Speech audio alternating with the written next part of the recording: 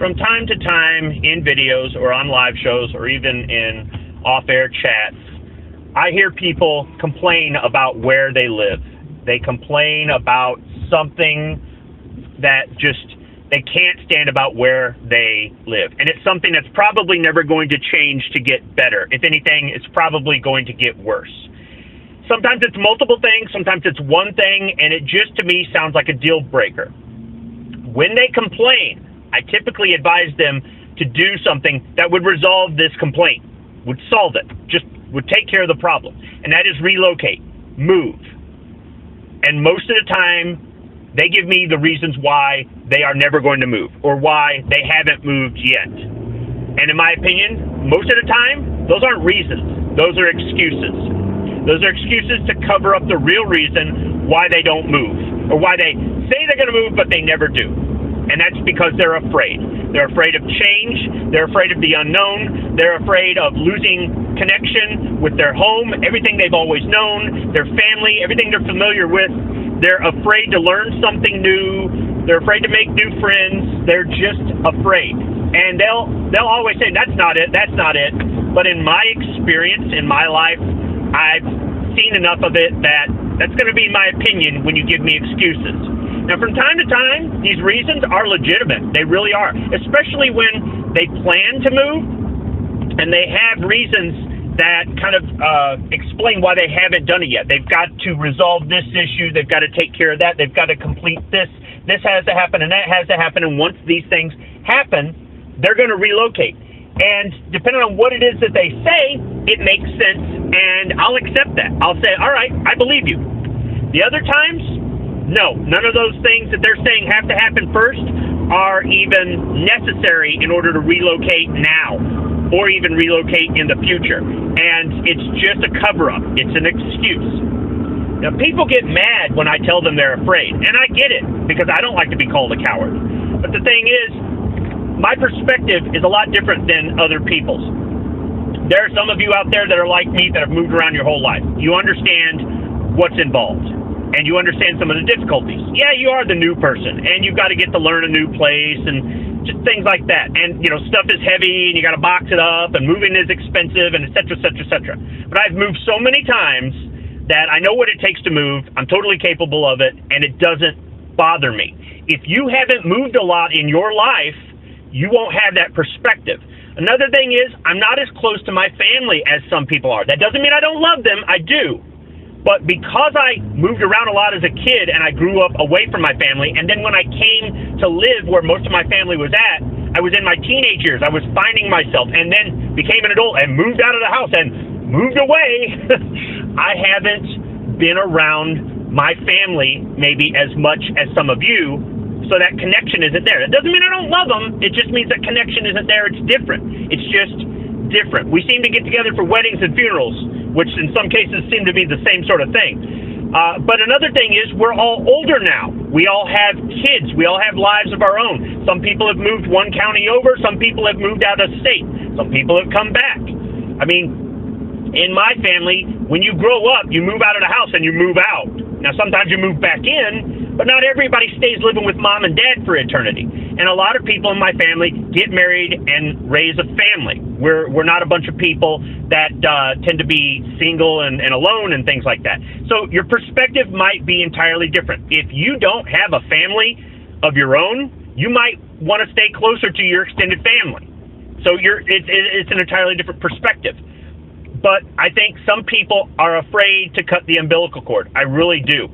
And it's just based on words and actions of people I've seen throughout my life. And you shouldn't let that hold you back. Now, if your family guilts you into saying, there's a problem. There's a problem right there. If they really love you, they'll let you go because they can always visit you. You can always come back and visit them. And sometimes that can be a lot of fun, especially if you move to a place that is way different.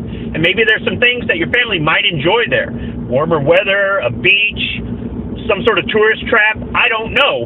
But there are all kinds of benefits to having your family come visit you or going back home to visit your family. And you might look at home a little bit differently every time you come back. Things will change, and you'll start to notice things. You might also get to a point where you're enjoying your peace.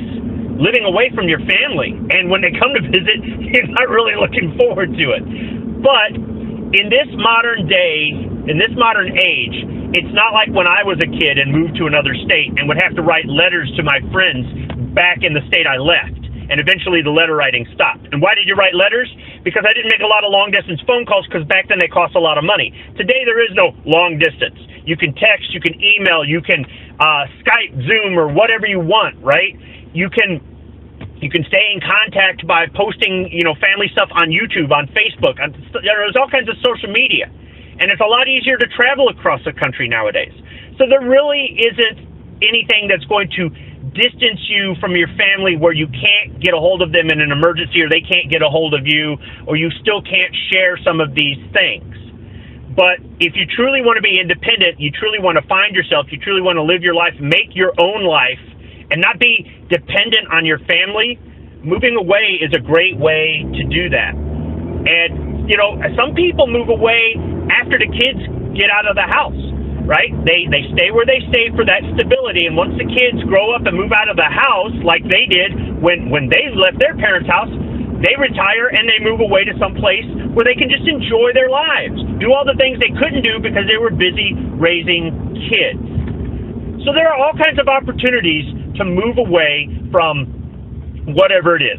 Crime, poverty, crappy weather, bad politics, just whatever it is that you want to get away from. High taxes, high cost of living, natural disasters, you name it.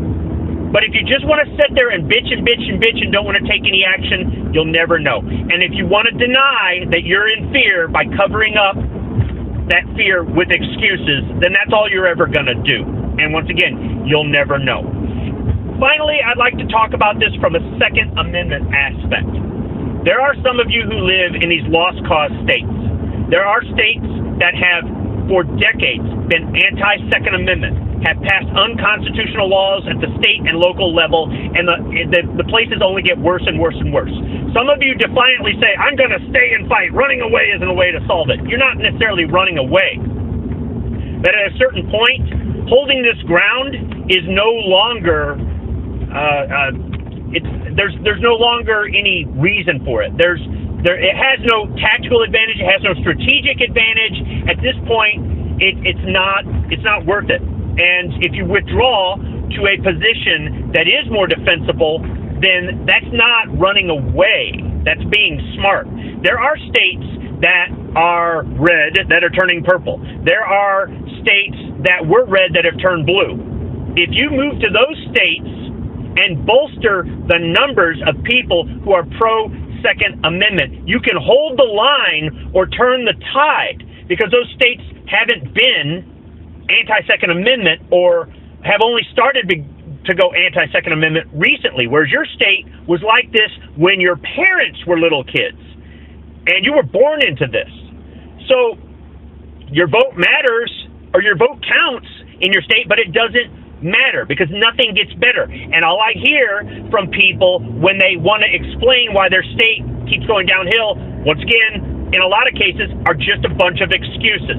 Don't tell me there's millions of you, but then nobody shows up to vote. And in some of those places, you've been so conditioned to be afraid to be vocal about it, because they'll do things to you for speaking out that you don't show up to vote. In my state, we are pro-Second Amendment, even though some people think we aren't. And in the last election, there was blatant fraud committed, and that's how the people who are anti-Second Amendment won. The people who claim to be pro-Second Amendment didn't do anything about it. They turned their backs on us. And I hope we vote all these pro-Second Amendment people out in the primaries this midterm and get some new blood in there to send them a clear message. But the people who were pro-2A showed up in numbers, in major numbers in our state. There is no way mathematically that the people who won could have won. It was fraud. And in some of these states that are lost causes, they don't even have to commit fraud, because you guys don't stand up, you don't show up, you don't do anything. And you might say, well, that's not me, I'm doing something. You're spitting into the wind, dude, because there's nobody behind you backing you up. So why not move somewhere where they need you, instead of some place where they're telling you, they don't want you, and it's only going to get worse. That's my opinion. If you don't want to move, don't move. I'm not telling you to move. I'm advising you to move. If you don't want to take my advice, don't. You can tell me to shut the fuck up. But I'm going to tell you, if you don't want to move, quit bitching and you shut the fuck up. Because after a while, it just gets to be the same old, and you're just not willing to do anything about it. And if you're going to let fear drive you, if you're going to let fear control you, then you're going to have a lot of other problems with other things in your life. So you can move, or you can make excuses. The choice is yours. Thanks for listening.